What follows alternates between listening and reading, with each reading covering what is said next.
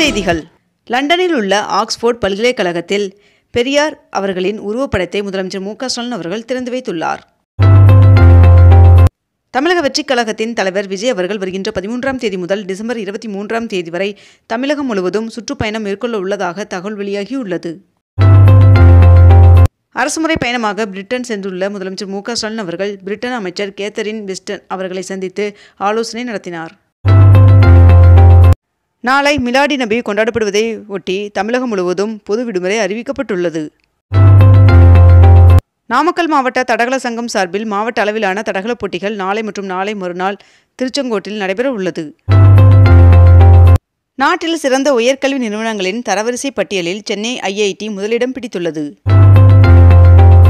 திருவண்ணாமலை அருணாச்சலேஸ்வரர் கோவிலில் உண்டியல் காணிக்கையாக 6 கோடி ரூபாய் கிடைக்கப்பெற்றுள்ளது. டாக்டர் ராதாகிருஷ்ணன் அவர்களின் மாநில நல்லாசிரியர் விருதிற்கு ராமநாதபுரம் மாவட்டம் ராமசாமிப்பட்டி அரசு மேல்நிலைப் பள்ளி இடைநிலை ஆசிரியர் கிருஷ்ணமூர்த்தி அவர்கள் தேர்வாகியுள்ளார். சாதாரண மக்களின் வாழ்க்கையை எளிதாக்குவதற்கும் பொருளாதாரத்தை வலுப்படுத்துவதற்கும் நோக்கமாக GST சீர்திருத்தங்களுக்கான திட்டம் தயாரிக்கப்பட்டுள்ளது என்று பிரதமர் நரேந்திர மோடி அவர்கள் தெரிவித்துள்ளார். செப்டம்பர் 22ஆம் தேதி முதல் புதிய GST விகிதங்கள் அமலுக்கு வருகின்றன என்று தெரிவிக்கப்பட்டுள்ளது. GST சீர்திருத்தம் மற்றும் பொருட்கள் மீதான வரி குறைப்பு வரவேற்கத்தக்கது என்றும், ஆனால் இந்த முடிவை எடுக்க 8 ஆண்டுகள் என்பது மிகவும் தாமதமானது என்று முன்னாள் மத்திய நிதியமைச்சர் ப. சிதம்பரம் அவர்கள் தெரிவித்துள்ளார். அமெரிக்காவில் புகழ்பெற்ற ஹார்வர்டு பல்கலைக்கழகத்திற்கு வழங்கப்படும் நிதி உதவியை நிறுத்தி வைத்து உத்தரவிட்ட அதிபர் டொனால்ட் ட்ரம்ப் அவர்களின் நிர்வாக உத்தரவை ரத்து செய்து அந்நாட்டு நீதிமன்றம் அதிரடி தீர்ப்பு வழங்கியுள்ளது. IPL உள்ளிட்ட விளையாட்டுப் பொருட்களுக்கான டிக்கெட்டுகளுக்கு GST 28%லிருந்து 40%ஆக உயர்கிறது. 22 கேரட் ஆபண தங்கத்தின் விலை சவரனுக்கு 80 ரூபாய் குறைந்து 1 சவரன் 78,360 ரூபாயாகவும் 1 கிராம் 9,795 ரூபாய்க்கும் விற்பனை செய்யப்பட்டு வருகிறது. இதனைத் தொடர்ந்து 1 கிராம் வெள்ளியின் விலை 137 ரூபாய்க்கு விற்பனை செய்யப்பட்டு வருகிறது. பொன்னேரி கவரைப்பேட்டை இடையே பராமரிப்பு பணியால் செப்டம்பர் 5 மற்றும் 7 ஆகிய தேதிகளில் 2 ரயில்கள் ரத்து செய்யப்பட உள்ளதாக தெரிவிக்கப்பட்டுள்ளது. காஞ்சிபுரத்தில் ஒரு மாதத்தில் விதிமீறிய 152 வாகனங்களுக்கு 22 லட்சம் ரூபாய் அபராதம் விதிக்கப்பட்டுள்ளதாக தெரிவிக்கப்பட்டுள்ளது. பிரிட்டானியா ஆடை ஏற்றுமதி நிறுவனம் தமிழ்நாட்டில் 520 கோடி ரூபாய் முதலீடு செய்ய முதலமைச்சர் மு க ஸ்டாலின் அவர்கள் முன்னிலையில் ஒப்பந்தம் கையெழுத்தானது. புதுச்சேரி ஜிப்மரில் BSc நர்சிங் படிப்பிற்கு மாணவர்கள் செப்டம்பர் 22ஆம் தேதி வரை விண்ணப்பிக்கலாம் என்று அறிவிக்கப்பட்டுள்ளது. டெல்லியில் ஒன்றிய நிதியமைச்சர் நிர்மலா சீதாராமன் அவர்களின் தலைமையில் 56வது GST கவுன்சில் கூட்டம் நேற்று நடைபெற்றது. தமிழகத்தில் ஊரக வளர்ச்சித்துறையில் காலியாக உள்ள பணியிடங்களை நேரடி நியமனம் மூலம் நிரப்ப தமிழ்நாடு அரசு அறிவிப்பு வெளியிட்டுள்ளது. சென்னை விமான நிலையம் முதல் கிளாம்பாக்கம் வரை மெட்ரோ ரயில் பணிக்கு 1964 கோடி ரூபாய் ஒதுக்கீடு செய்து தமிழ்நாடு அரசு உத்தரவிட்டுள்ளது. புதுச்சேரி ஜிப்மர் மருத்துவமனையானது மிலாது நபி தினமான செப்டம்பர் 5ஆம் தேதியன்று வெளிப்புற நோயாளி பிரிவுகள் இயங்காது என்று அறிவிக்கப்பட்டுள்ளது. தொடர் விடுமுறை, மிலாடு நபி மற்றும் வார இறுதி நாட்களை முன்னிட்டு சிறப்பு பேருந்துகள் இயக்கப்படும் என்று அரசு போக்குவரத்து கழகம் தெரிவித்துள்ளது. திருச்சி ஸ்ரீரங்கம் அரங்கநாத சுவாமி கோவிலில் குடியரசுத் தலைவர் திரௌபதி முர்மு அவர்கள் நேற்று தரிசனம் செய்தார். சுபமுகூர்த்த தினமான இன்று சார் பதிவாளர் அலுவலகங்களில் கூடுதல் டோக்கன்கள் வழங்க உத்தரவிடப்பட்டுள்ளது. பஞ்சாபை பேரிடர் பாதித்த மாநிலமாக அம்மாநில அரசு அறிவித்துள்ளது. தமிழ்நாட்டில் 6 அணைகளில் சுற்றுலா வசதிகளை மேம்படுத்த விரிவான திட்ட அறிக்கை தயாரிக்க தமிழ்நாடு அரசு முடிவு செய்துள்ளது.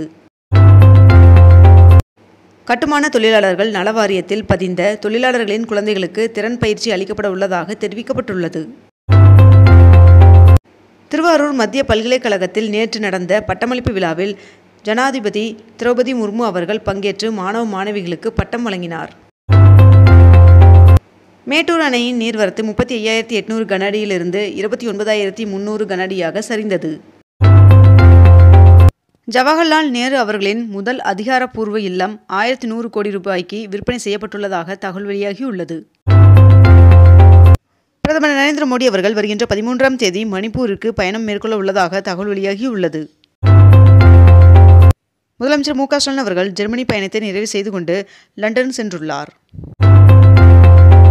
இந்தியா பல ஆண்டுகளாக அமெரிக்காவின் மீது வரிகளை வசூலித்து வருகிறது என்று அமெரிக்க அதிபர் டொனால்ட் ட்ரம்ப் அவர்கள் தெரிவித்துள்ளார். சிங்கப்பூர் பிரதமர் லாரன்ஸ் வோங் அவர்கள் 3 நாள் பயணமாக நேற்று டெல்லிக்கு வந்தார். அரசு பள்ளிகளில் 2511 பட்டதாரி ஆசிரியர்களின் பணி நியமன கலந்தாய்வு தொடங்கி நடைபெற்றது. இந்திய ஏற்றுமதி பொருட்கள் மீது அமெரிக்கா விதித்துள்ள 50% வரியால் நாகை மாவட்டத்தில் இறால் உற்பத்தி தேக்கம் அடைந்துள்ளது. கச்சா எண்ணெய் 20ஆம் நூற்றாண்டின் கருப்பு தங்கம் என்றால் 21ஆம் நூற்றாண்டின் டிஜிட்டல் வைரங்கள் செமிகண்டக்டர்கள் தான் என்று பிரதமர் நரேந்திர மோடி அவர்கள் தெரிவித்துள்ளார். தமிழ்நாடு மற்றும் ஜெர்மனியின் உறவுகளை மேம்படுத்த அம்மாநில அமைச்சர் மற்றும் அதிபரை சந்தித்தார் முதலமைச்சர் மு.க. ஸ்டாலின் அவர்கள். விளையாட்டு இட ஒதுக்கீட்டின் கீழ் 8 விளையாட்டு வீராங்கனைகளுக்கு பணி நியமன ஆணையை துணை முதல்வர் உதயநிதி ஸ்டாலின் அவர்கள் வழங்கினார். அமெரிக்க அதிபர் டொனால்ட் ட்ரம்ப் அவர்கள் விதித்துள்ள 50% வரியால் பாதிக்கப்பட்டுள்ள வணிகர்களுக்கு மத்திய அரசு துணை நிற்கும் என்றும் விரைவில் நல்ல செய்தி வரும் என்றும் மத்திய நிதியமைச்சர் நிர்மலா சீதாராமன் அவர்கள் தெரிவித்துள்ளார். சென்னை மாநகராட்சியில் 2 கவுன்சிலர்கள், தாம்பரம் மாநகராட்சியில் 1 கவுன்சிலர் மற்றும் உசிலம்பட்டி நகராட்சி தலைவர்களை பதவி நீக்கம் செய்த அரசின் உத்தரவை ரத்து செய்து உயர்நீதிமன்றம் உத்தரவிட்டுள்ளது. வடகிழக்கு வங்கக்கடல் மற்றும் அதனை ஒட்டிய பகுதிகளில் புதிய காற்றழுத்த தாழ்வு பகுதி உருவாகியுள்ளதாக இந்திய வானிலை ஆய்வு மையம் தகவல் தெரிவித்துள்ளது. 2500 பட்டதாரி ஆசிரியர்களுக்கு உடனடி பணி நியமன ஆணை வழங்கலாம் என்று தமிழ்நாடு அரசிற்கு ஹைகோர்ட் அனுமதி வழங்கியுள்ளது. சென்னையில் சிட்டி யூனியன் வங்கியின் 120வது ஆண்டு விழாவில் குடியரசுத் தலைவர் திரௌபதி முர்மு அவர்கள் பங்கேற்றார். நான் முதல்வன் திட்டத்தின் மூலம் அதிக எண்ணிக்கையில் வேலைவாய்ப்பு முகாம்களை நடத்த வேண்டும் என்று துணை முதல்வர் உதயநிதி ஸ்டாலின் அவர்கள் உத்தரவிட்டுள்ளார்.